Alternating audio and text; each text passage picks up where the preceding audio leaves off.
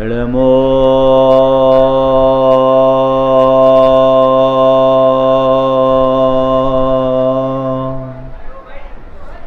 अरिहंताणं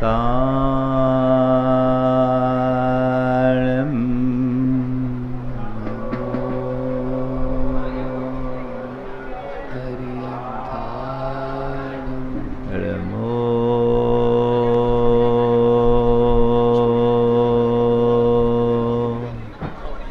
सिद्धाणं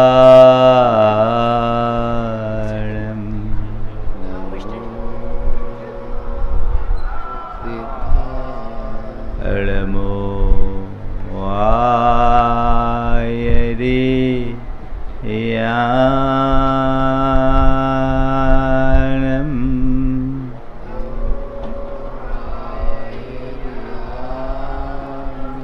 नमो वज्रायाणं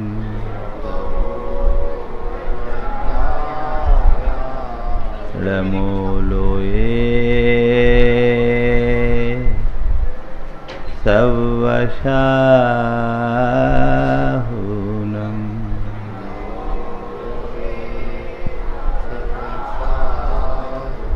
एसो पंचनमोयारो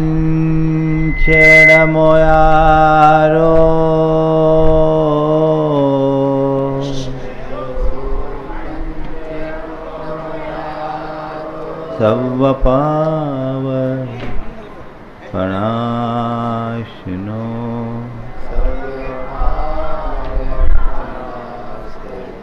मंगलालं च सवेसिं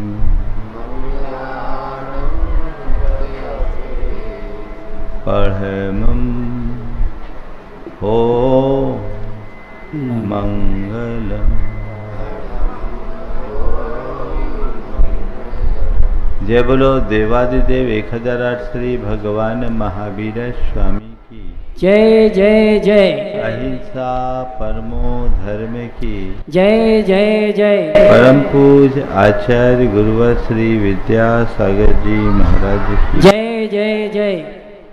बोले परम पूज मनीष श्री 108 प्रमाण सागर जी महाराज की नमस्ते गुरुवर नमस्ते। नदी के किनारे एक चट्टान थी। लोग उस पर बैठकर लहरों के साथ अटखेलियां खेलते।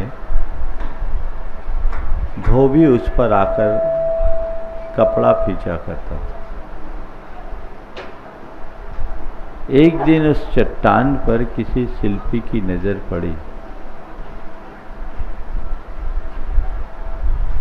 उसने एक ही नजर में चट्टान को बाहर भीतर सब तरफ देख लिया। उसने उसे वहां से निकाला, अपनी कार्यशाला में लाकर उसे तराशना शुरू किया। थोड़ी ही देर में तराशते तराशते उस चट्टान ने एक सुंदर प्रतिमा का आकार धारण कर लिया। पाषाण से भगवान प्रकट हो गए और जैसे ही भगवान प्रकट हुए सबसे पहला प्रणिपात उस शिल्पी ने किया। सच पूछो तो इसी का नाम भारतीय संस्कृति है। पाषाण से भगवान को प्रकट करना। हर पाषाण में भगवान छिपा है, लेकिन हर पाषाण से भगवान प्रकट नहीं हो पाते। पंचकल्याणक प्रतिष्ठा महोत्सव पाषाण से भगवान की यात्रा का महोत्सव है। आप सब अपने ही आंखों ये सब देखेंगे और अपने ही हाथों ये सब संपन्न भी करेंगे। साधारण सी मूर्ति में भगवान की प्रतिष्ठा है, ये संभावना किसी पाषाण या मूर्ति तक ही सीमित नहीं है। ये संभावना हमारे आपके सबके अंदर है। आवश्यकता है उसे पहचानने की, और न केवल पहचानने की अपितु पहचान कर उसका दोहन करने की, और दोहन करने की नहीं, उसका सही दिशा में नियोजन करने की। आज 4 बातें आप सबसे कहूँगा। शक्ति, शक्ति की पहचान, शक्ति का दोहन और शक्ति का नियोजन। शक्ति हम आप सब में है, और वही शक्ति है जो परमात्मा में है। तत्वतः हम में और परमात्मा में कोई अंतर नहीं, सब समान है। जैन धर्म कहता है अप्पा सो परमप्पा, अप्पा सो परमप्पा। आत्मा ही परमात्मा है। और ये तो ऐसा ही है जैसे कोई भिखारी को राजा कह दे। अगर किसी भिखारी को कोई सीधे सीधे कह दे तुम तो राजा हो, तो उसे लगेगा कि ये मजाक है ना। ऐसे ही अगर मैं आपसे कहूं कि तुम परमात्मा हो, तो आपको ये बात हजम नहीं होगी। महाराज कैसी बात कर रहे हैं, हम कहाँ परमात्मा, हम तो आपके दासानुदास हैं। हमने अनादि से जिस तरह के संस्कारों में अपना जीवन जिया है, हमारे भीतर आत्मबोध है ही नहीं। जो लोग देहात्म बोध के साथ जीते हैं उन्हें आत्मबोध नहीं होता, और जिन्हें आत्मबोध नहीं होता वे अपनी आत्मा की शक्ति को न पहचान सकते हैं न ही उसे अभिव्यक्त कर सकते हैं। ये पंचकल्याणक उस आत्मशक्ति का एहसास करते हुए उसके उद्घाटन की दृष्टि पाने का आयोजन है। आप पंचकल्याणक में भाग लेंगे। आजकल तो बहुत पंचकल्याणक होते हैं। कई लोगों को तो पंचकल्याणक के सारे दृश्य रट से गए होंगे। आप इसके बाद ये होगा, इसके बाद ये होगा, इसके बाद ये होगा। मैं कहता हूं ऐसे पंचकल्याणक से कोई खास लाभ होने वाला नहीं है। पंचकल्याणक को आप एक कार्यक्रम की भांति देखोगे तो कुछ भी नहीं मिलेगा, और पंचकल्याणक के भीतर छिपे हुए जीवन के विज्ञान को देखोगे तो सब कुछ मिलेगा। हम परमात्मा की जीवन यात्रा को देख रहे हैं। सच पूछा जाए तो वो जो परमात्मा की जीवन यात्रा है वो हमारी आपकी भी बन सकती है, यदि उस यात्रा को देखकर अपनी अंतर यात्रा का सूत्रपात करे तब। मेरे भीतर वह सब शक्ति है जो परमात्मा में है। अहम ब्रह्मस्मि, मैं ब्रह्म स्वरूप हूं, मैं परमात्मा स्वरूप हूं। इस बात का एहसास, आभास नहीं है। शक्ति की पहचान ही नहीं तो आभास कहां से होगा। सम्राट होकर के भी हमने अपने आप को भिखारी मान रखा है, तो हमारी मानसिकता में जब तक भिखारीपन है हमारा सारा जीवन भिखारियों जैसा ही बीतेगा। और आज तक हम आपके साथ यही रहा, अपने भीतर के वैभव और साम्राज्य से अनभिज्ञ रहने के कारण सम्राट होकर भी भिखारी जैसा जीवन जीते आए। संत कहते हैं बुझ बुझ, जानो जानो अपने आप को पहचानो। शक्ति को पहचानो, जानो तुम कौन हो। जिस पल जान जाओगे उसी क्षण जीवन बदल जाएगा। आज की 4 बातों के साथ 4 बातें दूसरे संदर्भ में और जोड़ रहा हूं। अभी मैंने कहा शक्ति, शक्ति की पहचान, शक्ति का दोहन और शक्ति का नियोजन।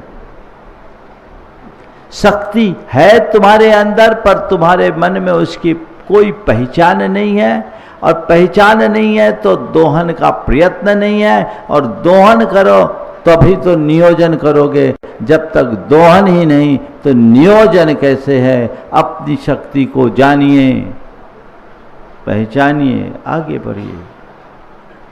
कई बार लोग कहते हैं हमारी तो बस की नहीं है। दरअसल जो अपने मन के वश में होते हैं उनकी बस की कुछ नहीं होती, और जो मन को वश में कर लेते हैं सब कुछ उनके वश में हो जाता है। तुम्हारे पास अनंत शक्ति है, तुम अनंत शक्ति के पिंड हो, इसे पहचानो। अगर मन में ये बात बैठ जाए तो सब चीजें हो सकती है। और आप सबके अनुभव का एक उदाहरण मैं आपको देना चाहूंगा। आपके तो मेरे पास शक्ति नहीं। शास्त्र कहते हैं अनंत शक्ति है, मैं कहता हूं आपका अनुभव कहेगा कि नहीं मेरे पास पर्याप्त शक्ति है। आप अपनी सहमति देंगे कैसे? आपसे कहा जाए यहां से स्टेशन मंदिर तक पैदल जाओ, जाने को राजी नहीं होगे, लेकिन अभी पैदल ही तो चल के आए हो। बोलो, चल के आए कि नहीं आए? 80-80 बरस की माताएं भी आई, सिर पर कलश रख कर आई। कौन चलाया? कौन चलाया? हाँ, शक्ति नहीं थी तो कैसे चले? और नहीं, शिखर जी चढ़ने का अनुभव तो सबको होगा। ये 2-3 किलोमीटर की दूरी तो फिर भी तुम पूरी कर लो, लेकिन शिखर जी की चढ़ाई, जिस व्यक्ति को 100 कदम चलने की सामर्थ्य नहीं, वो 27 किलोमीटर की वंदना करके आ जाता है। किसके बल पर? किसके बल पर? शक्ति है पर इच्छा नहीं है। समझ गए? तो शक्ति से बड़ी है इच्छा शक्ति। इच्छा शक्ति जगती है तो शक्ति की अभिव्यक्ति अपने आप होने लगती है। आचार्य गुरुदेव कहते हैं पावर नहीं, विल पावर बढ़ाओ। क्या बढ़ाओ? पावरफुल लोग लाचार हो जाते हैं, लेकिन विल पावर वाले लोग हिमालय की चढ़ाई चढ़ जाते हैं। विल पावर में बहुत बड़ी ताकत है। ये शरीर का बल, ये मन का बल, लेकिन शरीर और मन के बल से ऊंचा बल है आत्मबल। उस आत्म शक्ति को पहचानो। अभी थोड़ी थोड़ी बातों में आप लोग अपने आप को बेबस, लाचार, कमजोर और टूटा टूटा महसूस करने लगते हो। करते हो? थोड़ा सा भी कुछ हो जाए, अब क्या हो गया, मैं तो निरुपाय हूं, मैं लाचार हूं, मैं बेबस हूं, मैं तो एकदम आश्रयहीन हो गया, अब मेरा क्या होगा। और कई लोग इस ऐसी स्थितियों में डिप्रेशन के भी शिकार हो जाते हैं। पर संत कहते हैं जिस दिन तुम अपने आप को पहचान लोगे ना, इससे बड़ी बड़ी विपदा भी आएगी तो तुम उसे पार कर लोगे, क्योंकि तुम्हें इस बात का बोध हो जाएगा कि मुझ में अनंत शक्ति है और मेरा बाल बांका भी नहीं हो सकता। संसार में प्रलय भी क्यों ना आ जाए, वो मुझे एक प्रदेश से दूसरे प्रदेश तक खिसका नहीं सकता। मेरे आत्मा का एक प्रदेश भी इधर से उधर नहीं हो सकता। ये विश्वास अंतरंग में होना चाहिए। अभी देहात्म बोध की भूमिका में जी रहे हो, अभी सारी सोच देहाश्रित है और देहाश्रित सोच होने के कारण देहाश्रित सुख भोगने की चाह मन में है, जो मनुष्य को लाचार बनाता है। जिस दिन भेद विज्ञान होगा, शरीर से आत्मा की भिन्नता का बोध होगा, तुम्हारे भीतर आत्म बोध जागृत होगा, ये समझ में आ जाएगा कि मैं शरीर नहीं आत्मा हूं, देह नहीं चेतन हूं। ये देह की एक सीमा है, मेरी चेतना अनंत है, वो असीम है और उसका पराक्रम भी अनंत है। उसी पल सोच बदल जाएगी। उसे पहचानिए। तो अपनी शक्ति को हमें समझना है कि मेरे पास कितनी शक्ति है। आप लोगों ने एक कंपनी का नाम सुना होगा, डी वियर, है ना, हीरे की कंपनी है ना, डी वियर्स की कंपनी। उनके बारे में मैंने पढ़ा कि ऑस्ट्रेलिया में एक भूखंड किसी ने पहले से खरीदा था और वो उसे कुछ फला नहीं, समझ में नहीं आया और उन्होंने इन्हें बेच दिया। इनने बेचा, मुंह मांगी कीमत दी, खरीदा और वो भूखंड हीरे की खान बन गया। आज दुनिया की सबसे नामी कंपनी में उसे गिना जाता है। सवाल एक है, हीरा तो पहले भी था, ऐसा तो नहीं कि इनके खरीदने के बाद अंदर से प्रकट हुआ। हीरा जहां था वहीं था, जिस रूप में था उसी रूप में था। फर्क केवल इतना था, पहले वाला जानता नहीं था और बाद वाला जान गया। जो जान गया वो पा गया और जो अनजान बना वो रह गया, है ना। तो तुम्हारे भीतर उस हीरे की खान है।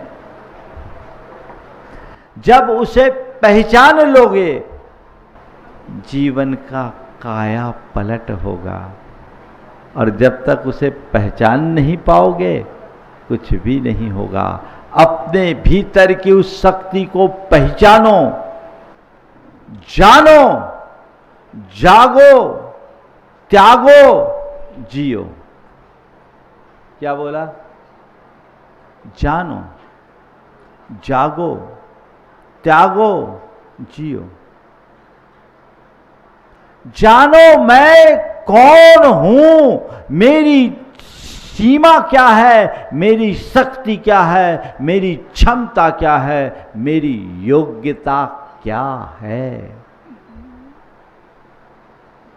चिदानंद घन स्वरूप अपने भीतर विराजमान परमात्मा को जो जान लेता है, उसी पल उसकी दृष्टि बदलती है, उसकी चेतना जागती है, मोह निद्रा टूट जाती है और जैसे ही चेतना जागती है सारा सपना टूट जाता है। अभी सब अनजान हैं और सो रहे हैं, सपने में जी रहे हैं, सपना गढ़ रहे हैं और सपना बुन रहे हैं, सपने में जी रहे हैं। लेकिन ये सब कब तक है? जब तक आंखों में नींद है। निद्रा खुलते ही स्वप्न और सत्य का स्पष्ट आभास हो जाता है, और जिसे ये आभास होता है कि जीवन का सत्य क्या है, उसकी चेतना जाग जाती है। फिर कुछ नहीं होता, बदल जाता है। उसके जीवन की दिशा और दशा सब कुछ बदल जाती है। और जैसे ही व्यक्ति को अपनी असलियत का पता लगता है, उसका व्यवहार भी बदल जाता है, और व्यवहार बदलते ही जीवन की परिणति बदल जाती है। अपने आप को जानिए।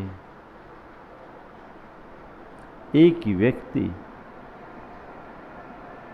जो बचपन में अपने माता पिता से बिछड़ गया,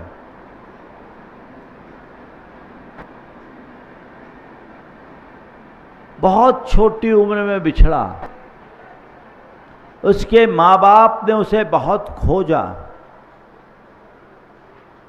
पर उसका कहीं पता नहीं चला। वो भीख मांगते मांगते गुजारा करने लगा। एक नगर सेठ का बेटा भीख मांगकर अपना गुजारा कर रहा है, और करीब 25 वर्ष बाद भीख मांगता मांगता एक रोज अपने ही घर में आ गया। अपनी झोली फैला के बैठ गया, मुझे कुछ भीख दे दो।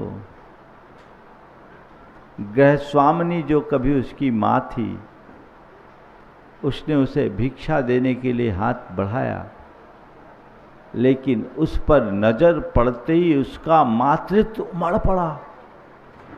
उसके आंचल भीग उठे।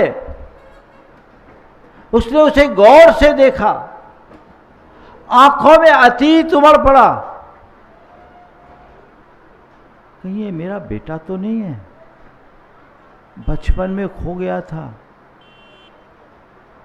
25 बरस हो गए उसे खोए, और ये उस समय 3 साल का था। 28-29 साल का लग रहा है। इसकी शक्ल में भी मुझे मेरे बेटे की झलक दिख रही, और इसको देखकर मेरे आंचल में दूध उमड़ रहा है।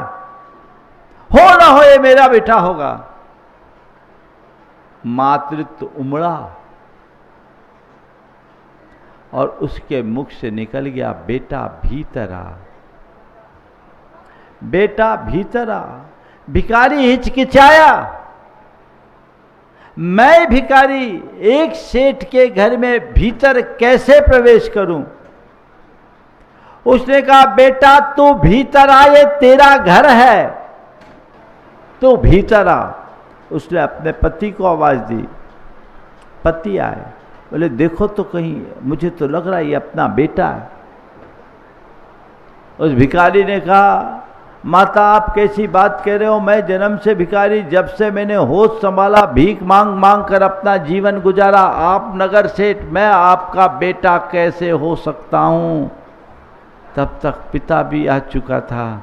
उसने भी बेटे की शक्ल देखी और कहा, बेटा तुझे अब कोई विचार करने की जरूरत नहीं, तू सच में मेरा बेटा है, और ये तेरी माँ है, और मैं तुझे इसका प्रमाण भी प्रस्तुत कर देता हूँ। देख, बचपन में तेरे हाथ में हमने एक गुदना लिखवा रखा था, उसमें हम दोनों का नाम था, और उसमें जैसे उसका हाथ दिखाया, उसके माता पिता का नाम अंकित था। बेटे ने गुदने को देखा, माता पिता को देखा, उसको लगा सच में यही मेरे माता पिता है। चरणों में गिर पड़ा, काश मुझे पता लगता कि मैं सेठ की संतान हूँ तो भीख मांगने को मजबूर नहीं होता। और जैसे उसे सत्य का एहसास हुआ, वो घर में प्रवेश किया। उसे माँ बाप ने नहलाया धुलाया, अच्छे कपड़े पहनाए, और उसे सेठ की तरह रखना शुरू कर दिया, और वो बेटा भी उसी पल से सेठ बन गया। कब? जैसे ही अपने आप को जाना, भिखारी भी सेठ बन गया। आप भी सेठ हो, पर क्या बने हो? भिखारी, जो दूसरों के पास जाकर सुख की भीख मांगे, जो दूसरों के पास जाकर शांति की याचना करे, जो दूसरों के पास जाकर अपनी विपत्तियों के निवारण का रास्ता पूछे, वो भिखारी नहीं तो और कौन है? बोलो, भिखारी है कि नहीं? हाँ, थोड़ा जोर से बोलो, मैं कह दूं वो भिखारियों, बुरा तो नहीं लगेगा? हाँ, बुरा लग जाएगा, मालूम है। मैं चाहता हूं कि तुम वाकई में सम्राट बनो। अभी जो भिखारी जैसा आचरण और व्यवहार, उसे बदलो, अपने आप को जानो, अपने आप को पहचानो। और जानने में मददगार है गुरुओं के वचन, जानने में मददगार है शास्त्र की वाणी।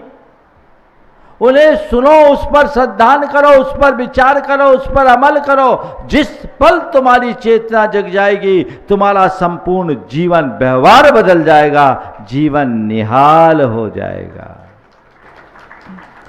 तो इस पंच कल्याणक प्रतिष्ठा महोत्सव का मूल उद्देश्य अपने आप को जानना है, अपनी शक्ति को पहचानना है। मैं अनंत शक्ति का पिंड हूँ, मैं चैतन्य स्वरूप हूँ, मैं ब्रह्म स्वरूप हूँ, और मुझे धीरे धीरे उस शक्ति का उद्घाटन करना है, दोहन करना है। हमारे ऊपर जमे हुए मोहों के संस्कार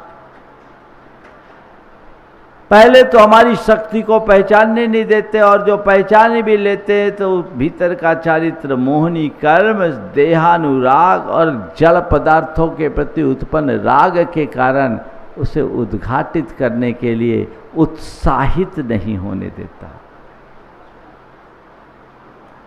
संत कहते जानो और अपनी चेतना को जगाओ, इस कदर जगाओ कि सारा मोह और ममत्व छीन हो जाए, जीवन का रास्ता प्रशस्त हो और जीवन को आगे बढ़ाए। हम तीर्थंकर परमात्मा का, जिनका पंच कल्याणक यहाँ आयोजित कर रहे हैं, उनको सामने देखे, वे क्या थे? एक दिन वे भी हमारी आपकी तरह कभी ऐसे ही किसी धर्म सभा में नीचे बैठकर तत्व की बात सुन रहे होंगे,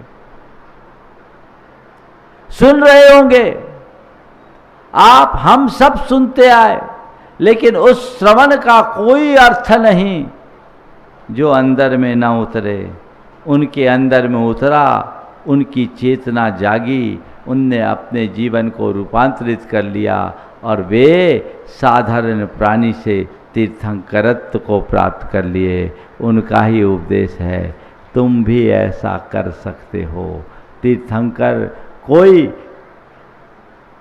आत्मा विशेष नहीं होते, वे हमारे आपकी तरह साधारण प्राणी होते हैं, जो अपनी चेतना को जगाकर चेतना का क्रमिक विकास करते हुए तीर्थंकरत्व को प्राप्त करते हैं। चेतना को जगाकर उस तीर्थंकरत्व को प्राप्त करते हैं। हम भी प्राप्त कर सकते हैं। ये पंच कल्याणक है, आज से उसकी शुरुआत है। तो हमें जानना है, जागना है और अपने मोह को त्यागना है। जीवन को अगर हमने इस तरीके से ढाल लिया तो फिर जीने का आनंद ही अलग है। अपने आप को जानो, चेतना को जगाओ और जो त्यागने योग है उसे त्यागो, ताकि हम जीने का रस ले सके, जीने का आनंद ले सके और अपने जीवन को आगे बढ़ाने में समर्थ हो सके। आज पंच कल्याणक से संबंधित कुछ प्रारंभिक बातें भी कर देना मैं ज़्यादा अपेक्षित समझता हूँ।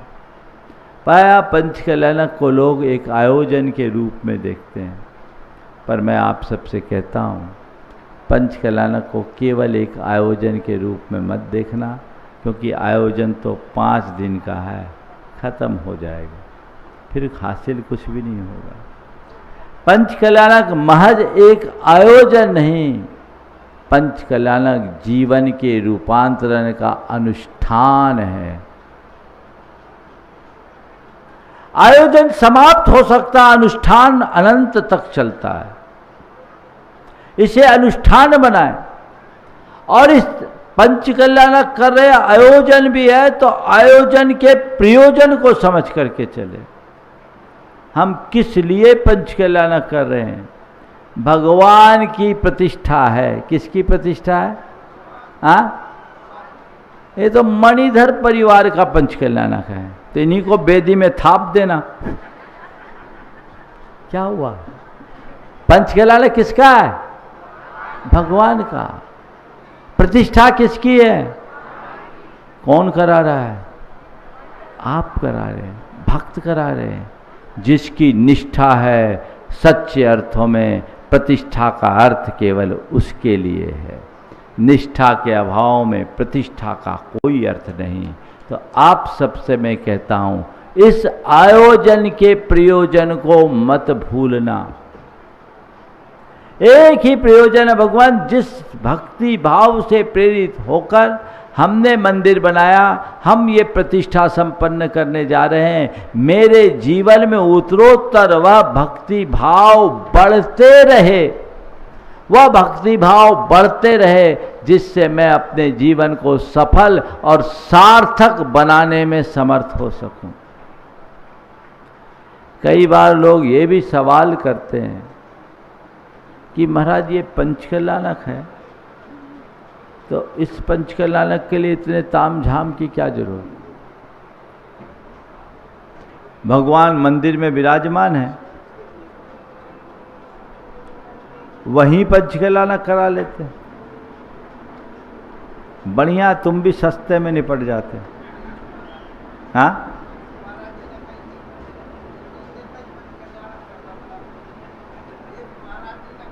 हाँ, वो हम चूक गए, हम भी करा देते। करा लो।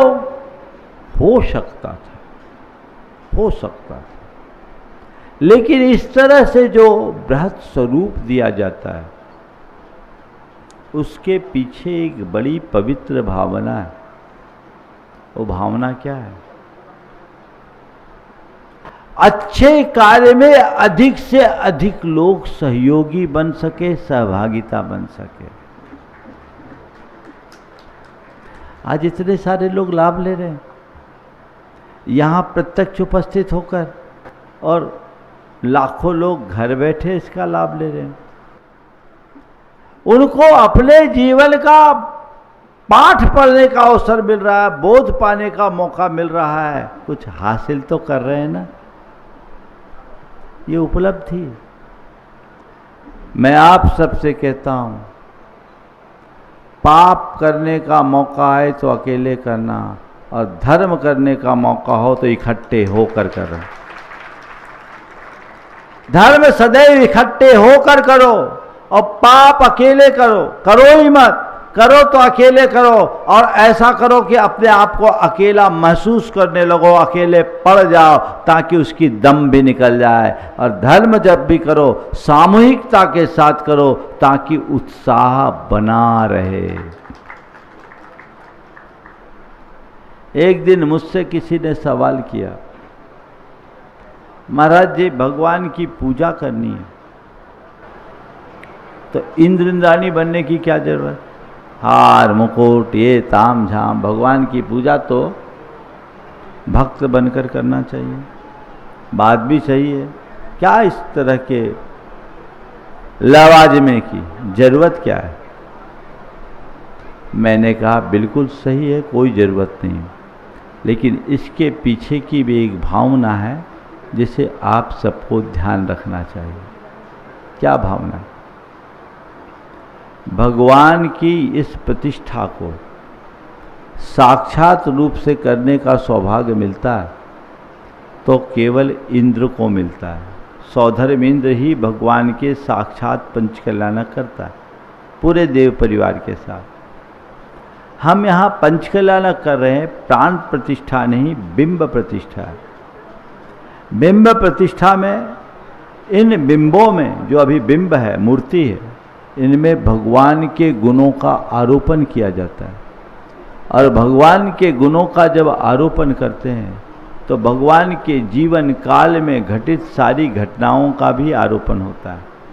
तो भगवान के प्रत्यक्ष जीवन में जो भी घटनाएं घटी उनका आरोपण करेंगे। तो प्रतिष्ठा में पंचकल्याणक जब भगवान के जीवन काल में घटे तो पंचकल्याणक किसने किए थे? सौधर्म इंद्र और इंद्र परिवार ने।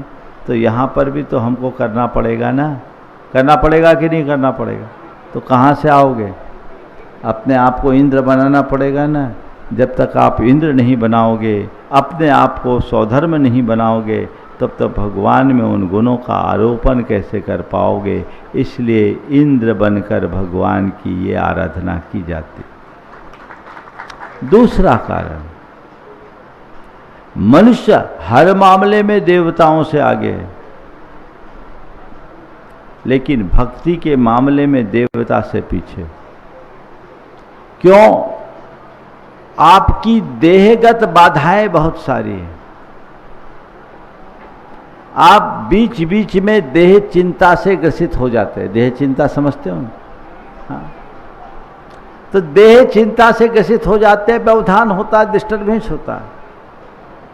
लेकिन देवताओं की ऐसी शारीरिक और मानसिक विशेषता होती है कि उनको इस तरह की कोई बाधा नहीं होती, वे अहरनिश भक्ति कर सकते हैं। तो हम देवताओं की भांति निरंतर भक्तिमान बने रहे, इसलिए इंद्र इंद्राणी बनकर भगवान की पूजा करते हैं। मत करो, आगे बढ़ते हुए अपने जीवन का रास्ता प्रशस्त करने का प्रयत्न करें। ये पंच कल्याणक हमें वही सब मार्ग बताएगा, और उस मार्ग का अनुसरण करते हुए यदि हम अपने जीवन को आगे बढ़ाएंगे तो निश्चित अपने जीवन को उपलब्धि की मुकाम तक पहुंचा पाएंगे।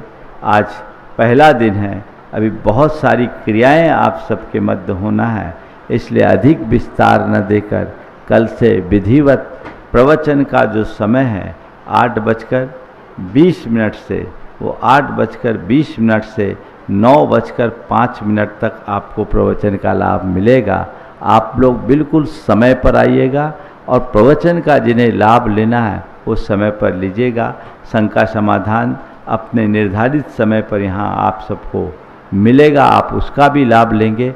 लेकिन मैं आप सबसे यही कहना चाहता हूँ, अपने अंदर के उत्साह को जगाइए, भक्ति भाव को बढ़ाइए, हृदय में एक आध्यात्मिक प्रेरणा जगाइए, जिससे ये पंच कल्याणक आप सबके कल्याण का मूल मंत्र बने।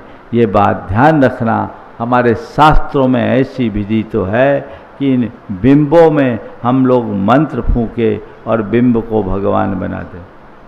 मूर्ति में मंत्र फूंक कर भगवान बनाने की व्यवस्था शास्त्रों में है और हम लोग कर देते हैं, लेकिन किसी शास्त्र में ऐसा कोई विधान देखने को नहीं मिला कि हम लोग आपके कान में मंत्र फूंके और आप भगवान बन जाओ। ऐसा नहीं, ऐसी कोई व्यवस्था नहीं है। उसके लिए हर व्यक्ति को स्वगत पुरुषार्थ करना पड़ेगा, खुद को आगे बढ़ाना पड़ेगा, खुद को तैयार करना पड़ेगा। वो हम आगे बढ़ाएं, आत्ममुग्धता के साथ न जिएं, पाप भीरुता के साथ जिएं। मन में पाप भीरुता हो और धर्म की आंतरिक अभिरुचि प्रकट हो, जिससे हमारे जीवन का पथ प्रशस्त हो। प्रायः देखने में ये भी आता है कि बहुत सारे लोग धार्मिक क्रियाओं को करते हुए आत्ममुग्धता में जीने लगते हैं कि मैंने बहुत कुछ कर लिया, मैंने बहुत कुछ कर लिया, मैंने बहुत कुछ कर लिया। ये ऊपरी चीज़ें हैं। जब तक हमारी अंतर चेतना उससे नहीं जुड़ती, तब तक हमारी सारी बातें केवल बातें हैं। ये बात हमें समझना है। हमने अनंत काल में, अनादि से अनंत काल तक न जाने कितने दुखों को भोगा है, कितने कष्टों को सहा है, कौन कौन सी पर्यायों को प्राप्त किया है। अब ये दुर्लभ मनुष्य जीवन मिला है। इस जीवन को पाकर अपने जीवन के यथार्थ को जानने का उद्यम हमें करना चाहिए और उस यथार्थ को पहचानते हुए कल्याण का मार्ग प्रशस्त करना चाहिए। सभी के जीवन का मंगल हो, सबका कल्याण हो, सब अपने जीवन के मर्म को जानकर जीवन को आगे बढ़ा सके, इसी भाव के साथ मैं यहीं पर विराम ले रहा हूँ। बोलो अहिंसा परमो धर्म की।